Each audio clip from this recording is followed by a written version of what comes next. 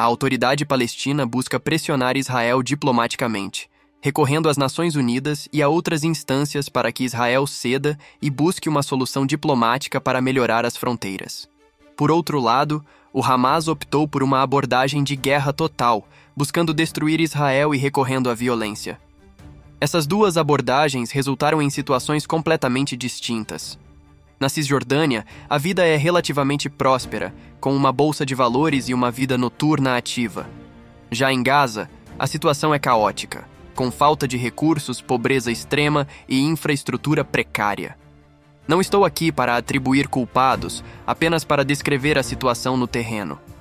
As pessoas na Cisjordânia levam uma vida razoável, enquanto em Gaza a situação é desesperadora. Cerca de 10 anos atrás, o Hamas teve divergências com o Irã, devido às diferenças religiosas.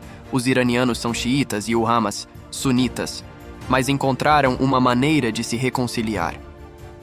Embora esses grupos se odeiem profundamente, a hostilidade contra Israel é ainda maior. Assim, há cerca de uma década, eles fizeram um pacto para trabalhar juntos na destruição de Israel.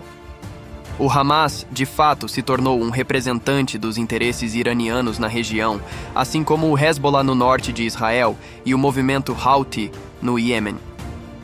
Agora, por que essa ofensiva foi lançada neste momento?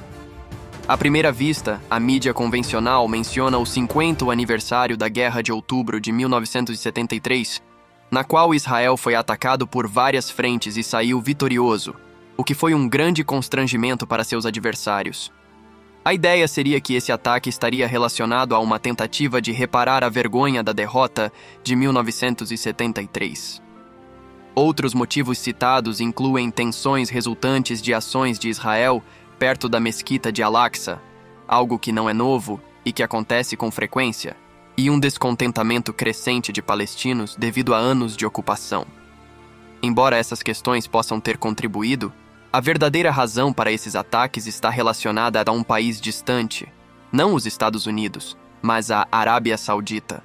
Os sauditas são a nação árabe mais importante do mundo, com grande influência em questões de petróleo, política e outros assuntos. Eles desejam conter o Irã, seu principal adversário, que tem se envolvido em uma série de atividades hostis, incluindo ataques com drones a instalações sauditas. Os iranianos e os sauditas se odeiam profundamente e têm se esforçado para prejudicar um ao outro. O Irã tem apoiado os Houthis no Iêmen, que atacaram instalações da Aramco, uma empresa saudita. O Irã deseja obter armas nucleares, o que preocupa os sauditas. Diante disso, a Arábia Saudita se voltou para os Estados Unidos, pedindo que também possa desenvolver seu próprio programa nuclear, a fim de se proteger. Os Estados Unidos concordaram, mas com algumas condições. A primeira delas é que a Arábia Saudita precisa se acalmar com a OPEP e fornecer petróleo barato. Em segundo lugar, os Estados Unidos não fornecerão armas nucleares até que os sauditas alcancem um acordo de paz com Israel e normalizem suas relações. Além disso, os Estados Unidos acreditam que, ao fazer isso, o restante do mundo árabe, com exceção do Irã e dos palestinos, seguirá o exemplo da Arábia Saudita, normalizando suas relações com Israel. Os sauditas não têm objeções a fazer as pazes com Israel e, dado seu controle sobre a OPEP, podem fornecer petróleo barato. Portanto, eles concordaram com essas condições. No entanto, os sauditas não queriam ser os primeiros a assinar o acordo de paz com Israel, então permitiram que os Emirados Árabes Unidos o fizessem primeiro. Agora, a Arábia Saudita está pronta para assinar o acordo. Assim, a paz entre Israel e os sauditas está prestes a ser concretizada, um acordo histórico que contará com o apoio dos Estados Unidos. Isso significa que Israel e a Arábia Saudita serão aliados declarados, com implicações importantes para a região. No entanto, os palestinos e o Irã se opõem veementemente a esse acordo, uma vez que isso enfraquecerá seus argumentos e seu apoio na região.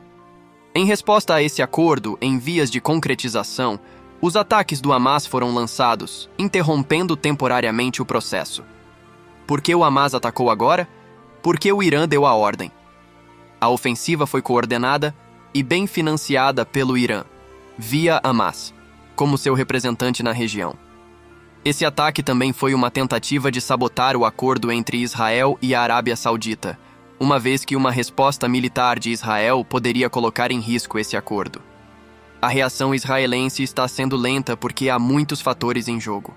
Além disso, a resposta militar israelense precisa ser avaliada cuidadosamente. As operações militares em Gaza são particularmente complexas devido à densa população e ao alto potencial de baixas civis. Qualquer operação terrestre exigiria tempo para planejamento e mobilização das reservas. Além disso, a resposta israelense precisa levar em consideração o Hezbollah, que está posicionado ao norte de Israel, no Líbano, e possui um arsenal de 130 mil mísseis de precisão que podem atingir todo o território israelense. O Hezbollah é um proxy do Irã e, se entrar na luta, poderá causar danos significativos a Israel. Portanto, Israel precisa ponderar as implicações de suas ações.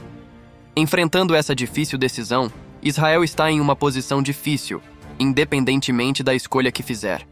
Se optar por uma ação mais agressiva em Gaza, isso poderá prejudicar o acordo com a Arábia Saudita, algo de grande importância histórica para os Estados Unidos e Israel. Além disso, há reféns em Gaza e a complexidade de uma operação terrestre em uma área densamente povoada. Por outro lado, se Israel não responder de forma mais decisiva, perderá essa batalha e poderá ser vista como fraca, o que abriria caminho para futuros ataques. Israel está cercado por países e grupos que desejam sua destruição, e mostrar fraqueza pode ser extremamente perigoso em seu contexto geopolítico.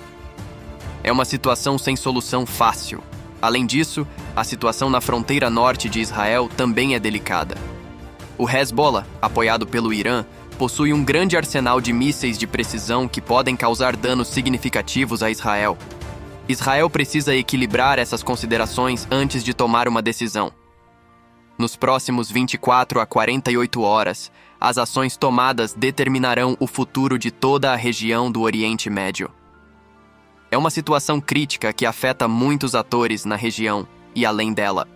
Às 6h30 da manhã, no horário local de Israel, o Hamas lançou ataques em diversas cidades, vilarejos e postos militares das Forças de Defesa de Israel, resultando na morte de civis, incluindo mulheres, crianças e homens, além de tomar reféns e matar soldados, tomando controle de bases ao longo da fronteira com Gaza.